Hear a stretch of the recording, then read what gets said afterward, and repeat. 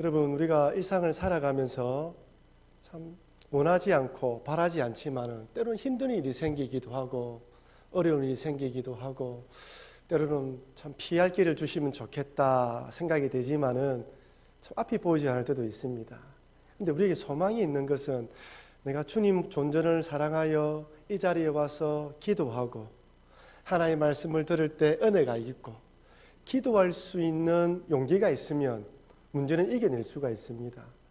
문제가 힘들고 어려워서 넘어지는 것이 아니라 기도할 수 있는 힘, 기도하는 마음을 잃어버리면 그때 무너지는 거거든요.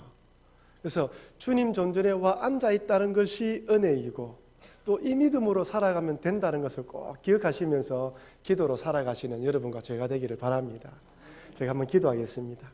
사랑하는 하나님 아버지, 이 밤에도 또다시 불러주시고 주님 존전에 와서 말씀 듣고 기도하게 하심을 감사드립니다.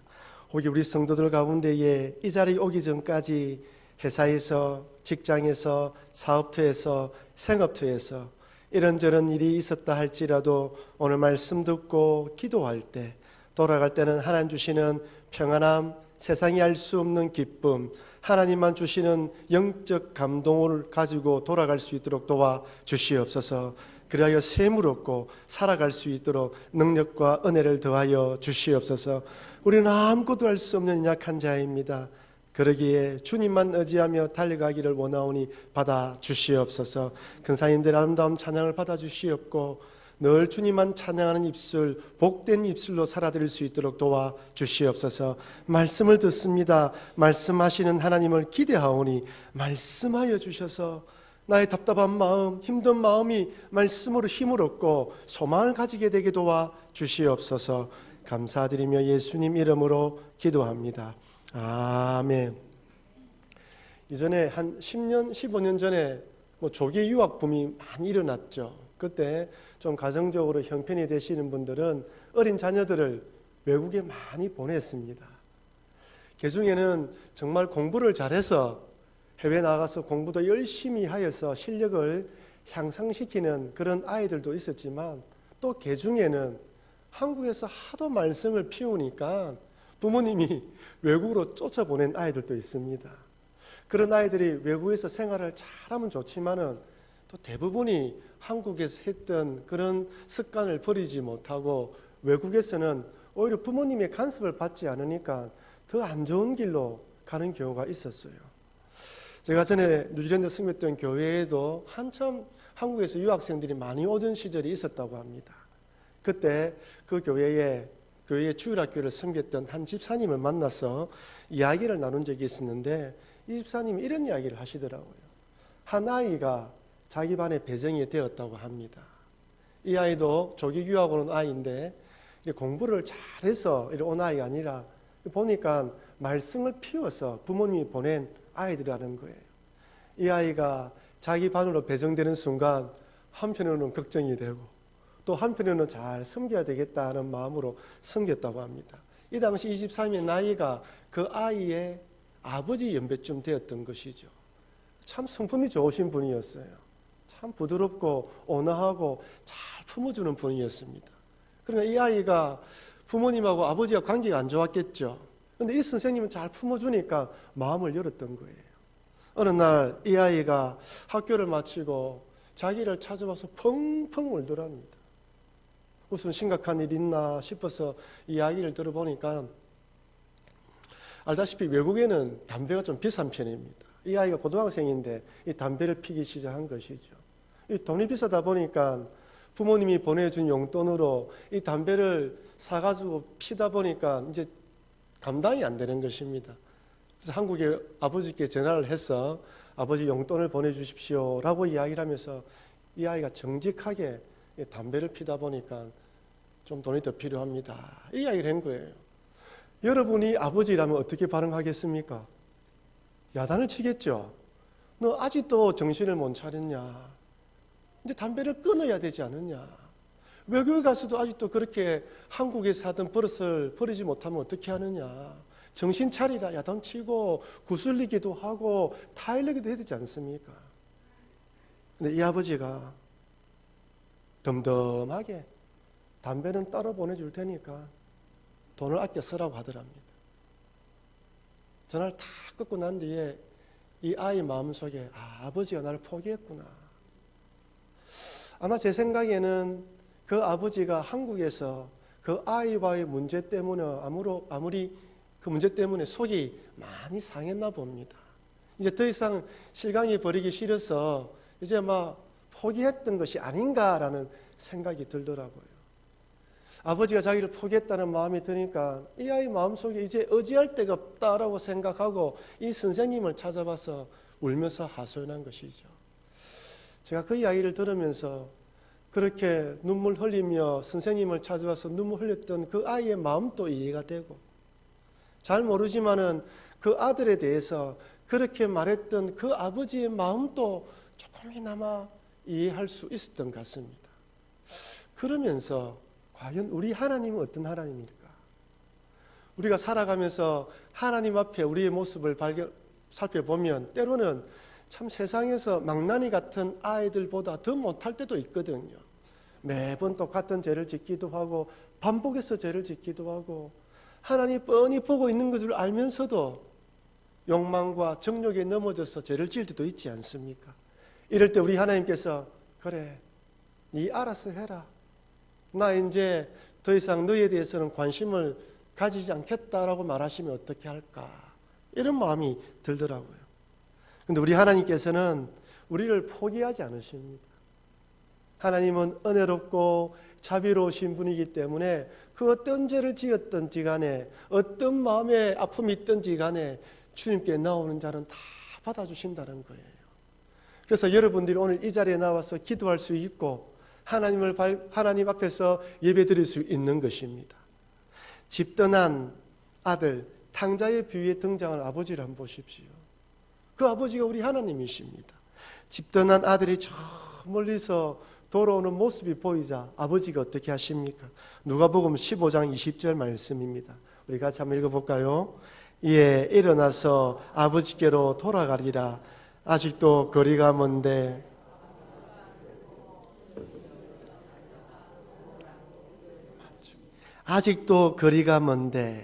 아버지가 그를 보고 측은히 여겨 달려가 목을 안고 입을 맞추니, 저 멀리 있는 아들이 거지 몰골로 걸어오고 있는데, 고개를 푹 숙이고 걸어오고 있는데 아버지가 그 아들을 발견했어요. 여기 보면 아직도 거리가 먼데 라는 부분을 보았을 때는 아버지가 우연히 본 것이 아닙니다. 늘 아들이 언제 돌아올까 저 마을 어귀를 늘 지켜보았던 것이죠. 그렇기 때문에 한눈에 그 아들을 바라보고 달려갔던 것입니다. 20절에서 가장 인상적인 단어가 무엇입니까? 측은입니다. 여러분, 우리 하나님은 우리를 측은히 여기시는 분입니다. 우리 하나님은 우리를 불쌍히 여기는 분이에요. 우리 하나님은 우리를 바라볼 때 인생의 여러 가지 어려움들과 고난과 고통 가운데 힘들어할 때 보실 때 측은히 여기셔서 언제든지 달려오셔서 품어주시는 분입니다. 여러분, 삶에 힘든 일, 어려움이 있을 때 우리 주님이 나를 측은히 보신다는 것을 기억하시면서 그 하나님을 바라보시는 여러분과 제가 되기를 바랍니다. 우리 하나님 비록 탕자처럼 불효자이며 도저히 받아줄 수 없는 죄인일지라도 결코 예면하지 않으십니다. 돌아올 때까지 기다리고 기다리십니다. 이런 하나님께서, 이런 하나님에 대해서 오늘 본문에 아담과 하와를 통해서도 이 하나님을 만나볼 수 있는 것이죠. 비록 아담과 하와가 선악과를 따먹는 죄를 범하여서 하와는 남편을 사모하게 되고 또한 출산의 고통을 더하게 될 뿐 아니라 아담은 노동을 하지만 고통이 따르게 되었습니다. 그리고 흙으로 왔으니 흙으로 돌아가는 하나님의 징계를 받게 되었단 말이에요. 하지만 이것은 끝이 아니었습니다. 회복을 전제를 두고 있었다는 것이죠. 죄에 대한 벌로서 이런 벌을 받았지만 여기 안에 회복의 메시지가 포함되어 있는 것을 아담은 발견했습니다. 창세기 3장 15절에 여자의 후손을 통한 구원, 그날이 언제이고 어떤 방법으로 누구를 통하여서 이렇게 구원이 이루어질지 아담은 구체적으로 정확하게 알지는 못했지만 어떻다고요? 하나님이 우리를 구원해 준다. 비록 이렇게 쫓겨나고 벌을 받고 있지만은 그러나 다시 하나님께로 돌아올 수 있는 길이 있다라는 것을 발견하게 되었다는 것입니다. 그래서 첫 번째로 아담은 여자의 이름을 하와라 짓습니다. 창세기 3장 20절 말씀 같이 읽어보겠습니다. 아담이 그의 아내의 이름을 하와라 불렀으니 그는 모든 산자의 어머니가 됨이르라. 아멘. 아담이 여자를 하와라 부릅니다. 여기 큰 의미가 포함되어 있어요.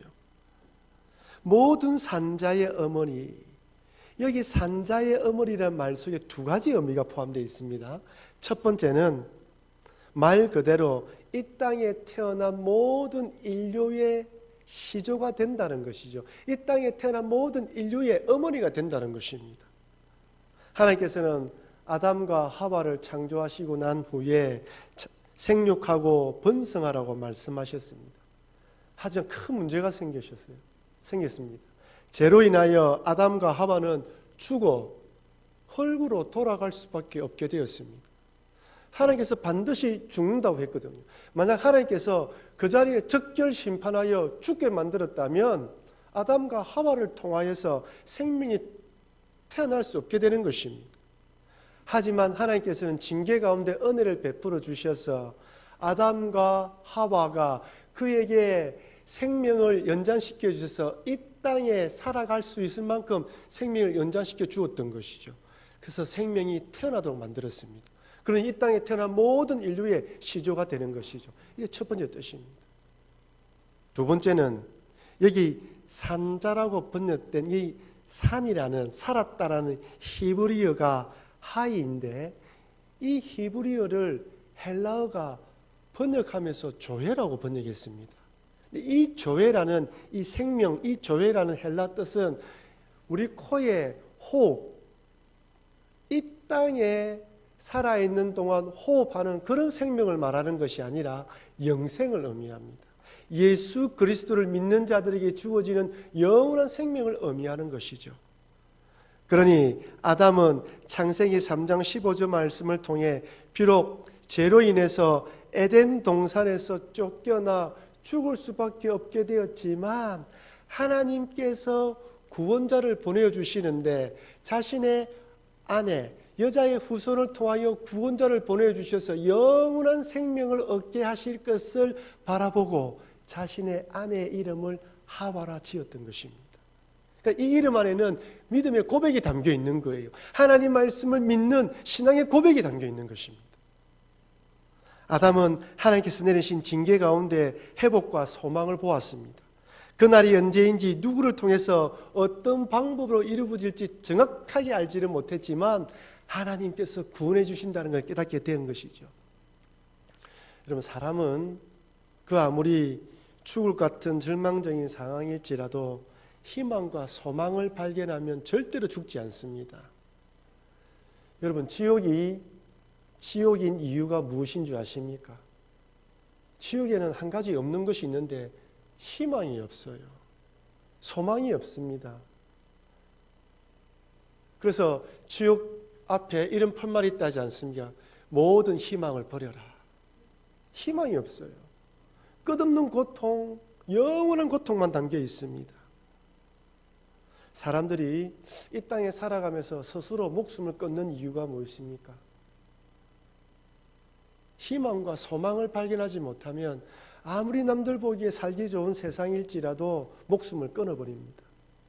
하지만 지옥 같은 세상일지라도 소망과 희망을 발견하면 절대로 목숨을 끊지 않아요. 그 소망과 희망을 부여하게 되는 것이죠. 아담은 쫓겨나고 고통 가운데 있는 절망적인 상황 가운데서 무엇을 바라보았습니까? 구원자를 바라보았어요. 하나님께서 비록 우리를 쫓아내지만 다시 구원하여 주실 것이라는 그 믿음을 바라보았던 것이죠. 아마 노동의 고통으로 힘들 때마다 인생의 가시등불과 은근기로 괴로울 때마다 이 모든 것이 죄의 결과라는 것을 받아들이면서 또 한편으로 누굴 바라보았을까요? 자기의 아내를 바라보며 자기의 아내 이름 하와를 부르면서 그 하와를 부를 때마다 구원자가 오시지, 끝이 되면 구원자가 오시지 우리를 구원해 주시겠다는 믿음으로 살았던 것입니다. 여러분들에게 소망이 무엇입니까? 우리 그리스도인들에게 참된 소망이 무엇입니까? 바로 예수 그리스도이죠. 2000년 전에 이 땅에 오신 예수님을 구주로 믿고 다시 오실 예수님의 재림을 대망합니다. 예수님을 더 알아가고 예수님과 동행하며 교제하면서 부활의 날을 소망하는 것이죠. 이것이 우리 모든 그리스도인의 소망이고 희망입니다. 여러분들이 인생을 살아가다가 직장과 사업체에서 말로 할 수 없는 어려움 가운데 있을 때 여러분이 붙들 수 있는 분이 누구입니까? 예수님밖에 없습니다. 예수님을 의지하여 기도하고 기도하는 가운데 마음에 담대함이 생기고 하나님의 말씀이 떠오르고 그 하나님의 말씀으로 힘을 얻으며 살아갈 수 있는 것이죠. 예수님에 대한 소망이 있으면 절대로 무너지지 않습니다. 사업하다가 재산을 날려버려도, 병에 걸려서 고통 가운데 있어도, 자녀가 육체적 장애를 입고 평생 어려운 가운데 있다 할지라도 기도할 수 있고, 주님의 이름을 부를 수 있으면 그 주님의 이름을 부를 때 소망이 내 마음에 넘치면 충분히 이겨나갈 수 있습니다. 하지만 예수님 믿는다 하면서도 예수님을 소망에 두지 않고 이 세상의 끝을 소망에 둔다면 그 세상의 끝이 사라지고 없어질 때 우리의 모든 것도 무너질 수밖에 없다는 것입니다. 그러니 오늘 밤에 기도하실 때 예수님에게만 소망을 두는 신앙인 되게 해달라고 기도하십시오. 혹이나 내 눈이 세상의 것에 너무 빠져 있어서 주님을 바라보지 못하고 있다면 내 눈을 열어서 주님을 더 가까이 바라보고 주님을 더 의지하는 믿음의 사람이 되게 해달라고 간절히 기도하시는 여러분과 제가 되기를 바랍니다. 두 번째로, 하나님께서 아담과 하와를 위해 가죽옷을 지어 입히십니다. 창세기 3장 21절 말씀 우리 같이 읽어보겠습니다. 여호와 하나님이 아담과 가죽옷을 지어 입히시니라. 여러분, 여기 가죽옷 할 때 이 옷은 어떤 옷일까요? 무화과 나뭇잎으로 자기의 중요한 부위만 가렸죠. 아담과 하와가. 여기 가죽옷은 여자들은 비키니, 남자는 박스형이나 삼각형의 그런 수영복 팬티를 말할까요? 어떤 옷일까요, 여러분? 여기 옷이라고 번역된 히브리어 원문을 살펴보면 코트예요, 코트. 상반신을 덮을 수 있는 긴 롱코트를 말합니다. 하나님께서는 모든 몸의 부위를 덮을 수 있도록 만들어 주셨다는 것이죠. 무화과 나무로 만든 치마를 입고 있던 아담과 하와를 위해서 하나님께서 롱코트를 만들어 주었습니다. 아담과 하와가 무화과 나무로 치마를 만들었다는 것은 자신의 힘과 자신의 노력으로 자신의 수치를 덮으려고 한 것이죠. 사람은 누구든지 죄를 지으면 본능적으로 덮으려고 합니다.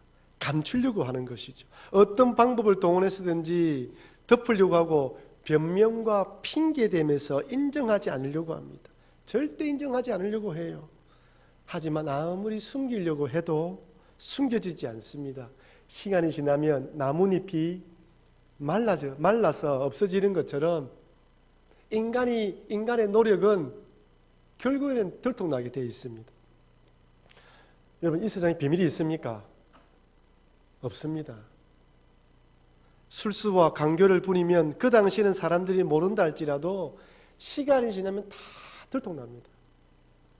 이것은 우리 둘만 아는 비밀이다. 무덤에 들을 때 갈 때까지 절대 발설하면 안 돼. 그래 말하는 사람이 제일 먼저 비밀을 깨요. 이번에 여금사의 성폭행 폭로로 시작된 미투 운동이 예술, 문학의 종교, 정치계로 번져가고 있습니다. 정말 어디로 갈지 예측할 수가 없어요. 어떤 가해자는 너무 오래되어 기억하지 못한다고 발뺌하면서 무화과 나뭇잎으로 자기의 수치를 가리려고 했습니다. 여러분, 고통을 준 가해자는 기억을 하지 못해도 피해를 입은 당사자, 피해자는 평생에 잊지 못합니다. 이 사람이 자기 이름을 드러내고 상세하게 그 당시 상황을 정확하게 설명하니까 다 드러나는 거잖아요. 그러니까 그제야 와서 미안하다고 사과한다 하면서 사과문을 발표합니다. 이처럼 자신이 만든 무화과 나무팁으로는 우리의 수치와 죄를 덮을 수 없습니다. 여러분이 혼자만 알고 있는 그 죄악 있죠. 남에게 들통나면 안 되는 그 죄들, 숨기고 싶은 것들 숨긴다고 절대 숨겨지지 않습니다. 어떻게 됩니까? 우리 하나님께 가져와서 하나님, 제가 이런 죄를 지었습니다 하고 정직하게 드러내면 주님께서 가죽옷을 입혀주시는 거예요. 주님이 해결해 주시면 다 해결됩니다. 하나님이 용서해 주시면 해결되는 것이죠. 물론 하나님께서 아담과 하와를 위해 가죽옷을 지어 입히셨지만 이것도 시간이 지나면 헤어지게 되어 있습니다. 하지만 상징적인 의미이죠. 신약에 와서는 예수 그리스도를 통하여 우리의 죄를 대속해 주시지 않습니까? 아담 때에는 짐승의 가죽으로 옷을 입어야 했지만 예수님께서 오신 이후로는 그리스도의 보혈의 옷을 입게 되었습니다. 여러분, 가죽옷을 지어 입히기 위해서는 반드시 짐승이 죽어야 돼요. 짐승이 죽지 않은 상태에서는 가죽옷을 만들 수가 없습니다. 그러니 이때부터 제사 제도가 시작되었다 해도 사실입니다. 과언이 아닙니다. 이때부터 제사 제도가 시작되었어요. 그 이후로 이스라엘 백성들은 죄를 지을 때마다 짐승을 가져가서 그 짐승을 죽임으로 자신의 죄를 속죄함 받았습니다. 1년에 한 번씩 대속죄일에는 어린 양의 피로 속죄소 제단에 뿌림으로써 죄를 속했고요. 그 이후로 신약시대에 예수님께서 단번에 자신의 몸을 드림으로 우리의 모든 죄가 속해졌습니다. 그래서 하나님께서는 갈라디아서에서 이렇게 말씀합니다. 갈라디아서 3장 27절 같이 읽어보겠습니다. 누구든지 그리스도와 합하기 위하여 세례를 받은 자는 그리스도로 옷 입었느니라. 아멘. 무슨 말입니까? 가죽옷을 입혀주셨던 그 하나님께서 예수 그리스도의 보혈로 우리를 옷 입혀주셨다는 거예요.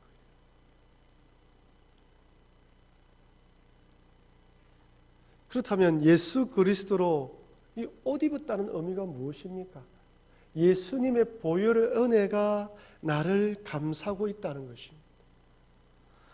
예수님의 십자가의 은혜는 처음 예수님을 믿을 때만 적용되는 것이 아닙니다.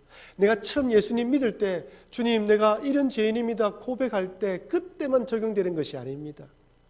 매일매일 살아가다가 때로는 원하지 않고 바라지 않지만은 죄를 짓고 넘어질 때마다 또다시 예수님의 보혈을 의지하여 나아가야 되는 것이죠. 우리 주님의 보혈을 의지하여 나아가서 죄 용서를 받는 것입니다. 여러분, 죄 짓고 나면 제일 힘들 때가 언제입니까? 사단 마귀가 정죄하는 것입니다. 마치 송곳으로 찌르는 것처럼 우리의 마음속에 찾아와서 너 죄 지었지 하면 찌릅니다. 너 예수님 믿는다면서, 너 목사라고 하면서, 너 장로라고 하면서, 너 근사라고 하면서, 장립집사라고 하면서 너 이런 거 성도들이 알면 뭐라고 생각하겠어? 안 그래도 마음이 찔리는데 미안한데 또 찔러요. 죽고 싶다 이러면 그래 죽어. 얼마나 정죄하는지 몰라요. 인정사정 없습니다. 애누리가 없어요. 그때 무엇을 기억해야 됩니까? 나는 예수 그리스도의 보혈을 옷을 입고 있는 사람이라는 거예요. 이렇게밖에 때로는 이렇게 넘어질 수밖에 없는 나를 위하여 예수님이 십자가에 달려 돌아가셨다는 것을 기억하고 주님 이런 나를 위해 돌아가셨으니 주님 앞에 나왔습니다. 주님 그리스도의 보혈의 피로 나를 감싸 주십시오라고 기도하면 주님이 나를 용서해 준다는 것입니다. 사단 마귀는 지금도 우리들에게 예수님께 나아가지 못하게 만들어요. 그렇게 죄지었으니 부끄러운 마음으로 어떻게 나아가냐 우리의 속삭입니다. 아닙니다. 속으면 안 됩니다. 매일매일 그리스도 옷 입은 사람으로서 주님께 나아와서 회개하면 풍성한 은혜를 깨닫게 해주는 것이죠. 근데 문제가 무엇이냐면 반복되는 죄입니다. 잘못된 줄 알면서도 끊임없이 짓는 죄가 있어요. 여러분 다 있습니다. 이것이 우리 발목을 꽉 잡고 놓아주지 않아요. 나도 싫어하고 끊어버리고 싶어요. 원하지 않습니다. 그런데 한번 딱 죄에 잡히면 나의 발목을 잡거든요. 물론 우리 주님께서는 이 반복되는 죄를 가지고 나오는 자의 죄를 용서해 주십니다. 하지만 그 죄를 끊기 위해서는 기도와 함께 말씀이 내 안에 충만해져야 돼요. 지금 말씀을 알고 배우는 것만큼 뿐 안 됩니다. 2배, 3배 그 말씀이 그 죄를 끊을 수 있을 때까지 말씀 안에 꼭 담겨져 있지 않으면 절대 죄를 끊을 수가 없어요. 여러분, 기름과 물을 같이 여으면 기름은 물 위에 뜨죠. 그러면 그 기름을 없애기 위해서 어떻게 하면 되겠습니까? 뜰채로 기름만 걷어내면 됩니다. 하지만 좋은 방법은 호수를 물속 깊이 이어서 물 밑에서부터 물을 틀어놓으면 물이 쫙 차고 올라오면서 기름이 빠져나가게 되어 있습니다. 똑같습니다. 내 안에 하나님의 말씀이 충만하고 성령이 충만하고 하나님의 영이, 예수의 영이 내 안에 충만하게 되면 내 속에 있는 정욕과 죄악과 더러움과 미움과 시기와 질투의 것들이 싹 빠져나가게 되어 있어요. 하지만 내 안에 그것이 하나님의 말씀으로 충만하지 않고 오히려 세상 것들이 가득해지면 절대로 못 이깁니다. 그래서 여러분들이 말씀을 읽고 기도하고 주님을 가까이 해야 되는 이유가 죄악에서 벗어나서 충만한 삶을 살도록 하기 위한 것이죠. 내 안에 성령이 충만하고 말씀이 충만하면 어떤 일이라도 이겨나갈 수가 있기 때문입니다. 여러분, 우리 몸은 죄를 좋아하잖아요. 죄를 사랑합니다. 하나님 말씀대로 따라 살기를 원하지 않아요. 하지만 하나님 말씀이 내 안에 넘쳐나면 이 욕망을 이겨낼 수 있다는 것입니다. 여러분, 불교에서는 수양을 하지 않습니까? 돌을 닦아요. 이 몸을 학대하고 금욕적인 생활을 하면 그것이 이겨나간다고 하지만 절대로 그렇지 않습니다. 하나님 말씀, 예수님 말씀, 그 말씀이 내 안에 살아있을 때만 그 죄를 이기고 극복하게 되는 거예요. 그러면요, 죄를 볼 때 흉측하고 더러워서 가까이 하지 않습니다. 저 죄를 짓고 나면 또 해결할 것 생각하면 끔찍스럽거든요. 나도 모르게 죄를 멀리하게 되는 거예요. 그래서 여러분, 말씀을 사모하십시오.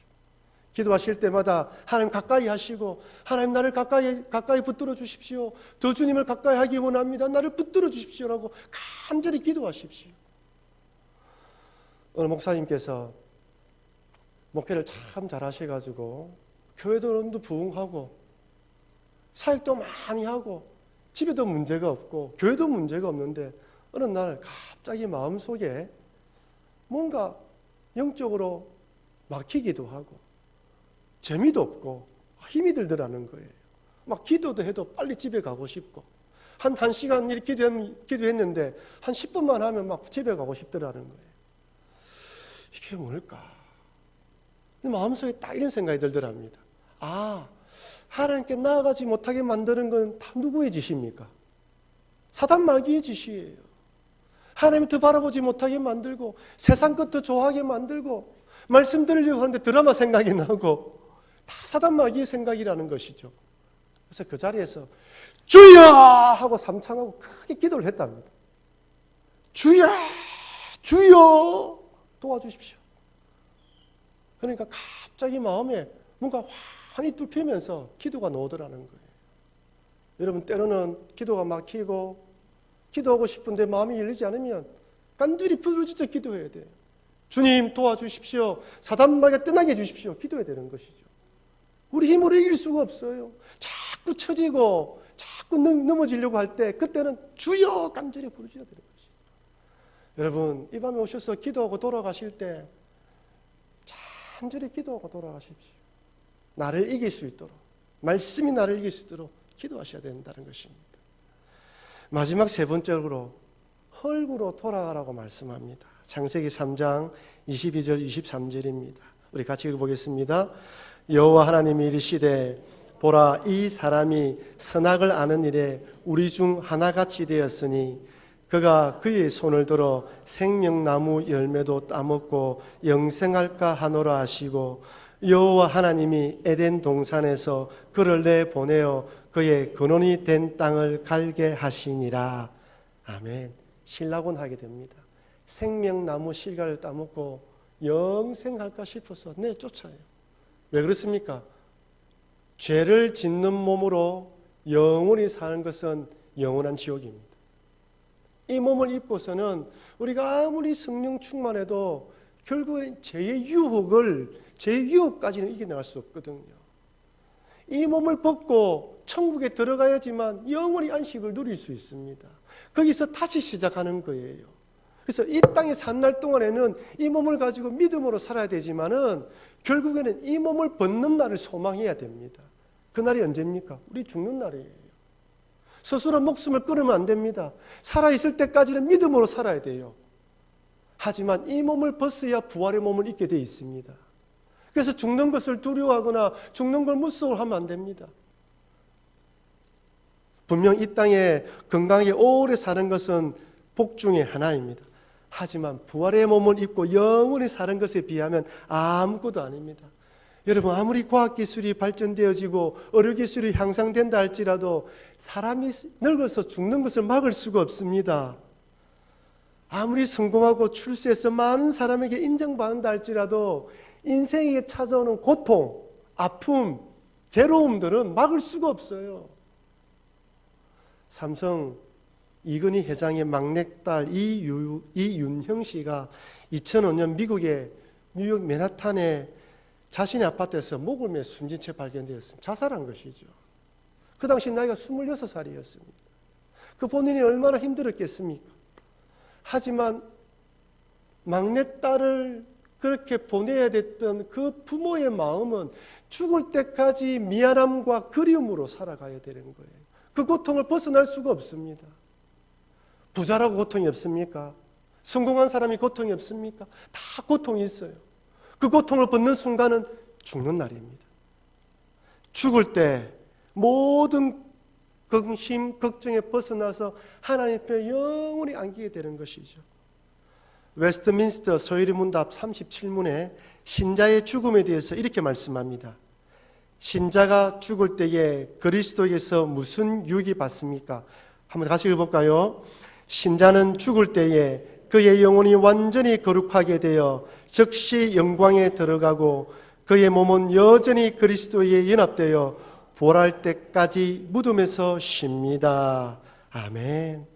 그의 영혼이 완전히 거룩하게 됩니다. 영광에 들어가고요. 우리 몸은 여전히 그리스도에게 연합되어 부활할 때까지 무덤에서 쉽니다. 영원한 안식을 누리게 되는 것이죠. 이것이 신자의 죽음입니다. 죽음의 유익이에요.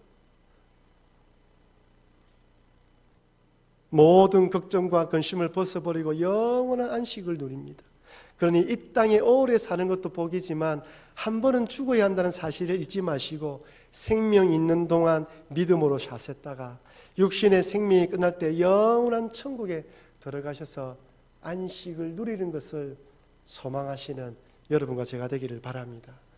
사랑하는 성도 여러분, 하나님은 비록 선악과를 따먹은 아담과 하와를 징계하셨지만 그 징계 가운데에서도 회복의 길, 구원의 길을 열어놓았어요. 그래서 아담은 자기 아내 이름을 하와라 부르면서 구원을 대망했습니다. 예수님께서는, 하나님께서는 이 아담과 하와를 위해서 또한 가죽옷을 지어 입히면서 반드시 구원할 것이라는 것을 보여주셨고 결국 예수 그리스도를 보내주셔서 우리들에게는 예수 그리스도로 옷 입어서 그 예수님 의지하여 이 땅에 살아가는 동안 믿음으로 살아가라고 말씀하셨습니다. 그렇게 살다가 이 땅을 떠날 때는 영원한 소망을 두고 천국에 입성하게 되는 것이죠. 그러나 여러분, 우리는 그리스도이다, 예수 그리스도의 소망을 두고 있는 자라는 사실을 잊지 마시고 이 믿음 가운데 살아가는 사람, 이 믿음을 굳건히 붙들고 내 생명 끝날 때까지 주님 바라보며 살아가는 믿음의 사람 되게 해달라고 기도하시는 여러분과 제가 되길 주의 이름으로 축원합니다.